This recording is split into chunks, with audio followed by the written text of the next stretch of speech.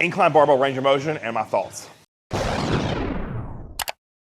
right, guys and girls, you all know that John Meadows taught me, God, at this point, I don't even know how much information about lifting and life, nutrition, bodybuilding, how to be a man. And one of the things that I really credit to him for not only teaching me how to grow chest, but how to save the integrity of my shoulders, specifically my rotator cuff. And when I came to him, my chest training was very strong. I've always been good at pressing, but my chest development didn't reflect that of what I could say press on the dumbbell or barbell.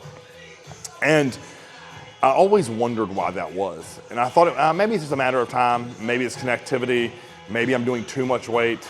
And this exercise specifically, meaning the incline barbell, I neglected early in my bodybuilding career because of all the lifts, specifically for chest pressing, this was where I was the weakest.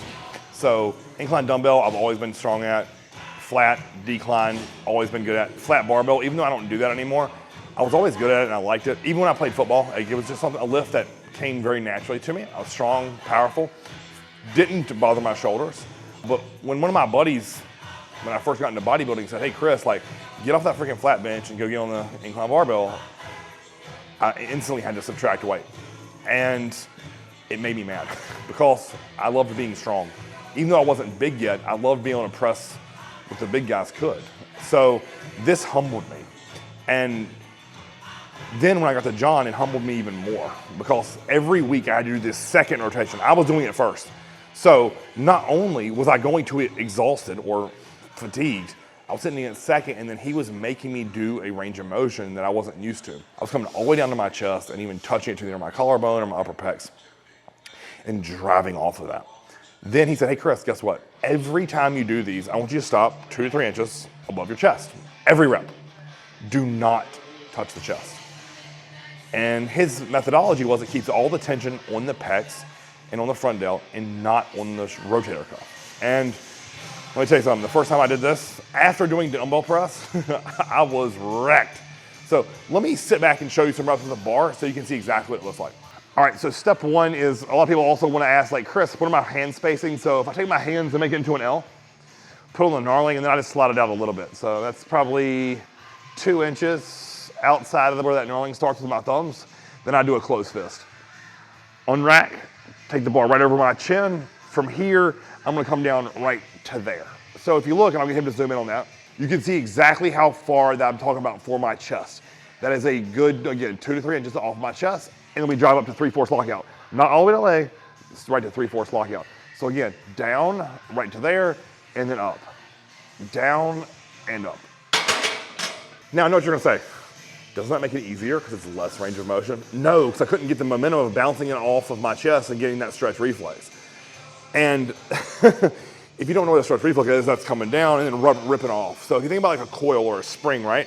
If I press that spring down and then rip my hand off of it, that thing's gonna fly north. Or if I did this, come down, come down, come down, and then slowly let up, the spring is still uncoiling, but at less rapid or velocity of a rate.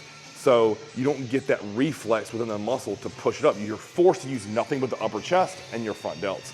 So with this technique, not only are you gonna save your shoulders, it's gonna force you to get stronger and in turn grow more meat through this area. And honestly, that's, at this point in my bodybuilding career, that's why I get the most compliments on. It's like, God, Chris, like that shelf of your upper chest. Part of the reason is this exercise and the form that John taught me to use on this. The final piece that I want to talk about here, guys, is another technique that he taught me was pausing. So coming all the way down to that position, fully killing the weight, meaning coming down, pausing, and then pressing up. So the amount of times clients send me videos and they say, Chris, I did your 2-second pause, and I look at it and it's this. I know, in your mind, it feels like you stopped.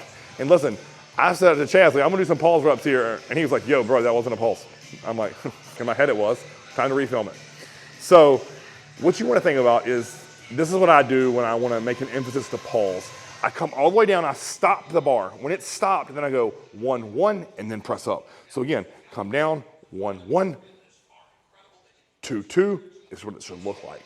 So it isn't that, I think a lot of people start getting it slow. It starts starting to slow, there's like 1, 1, 1, and then up. No.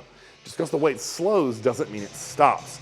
So if I was there in person, what I've had to do to clients that'll do the same thing, is I'll put my hand above the bar, they'll try to press up into it, I'm like, nope, you gotta pause, dude. So a pause is come down, 1-1, then press up explosively.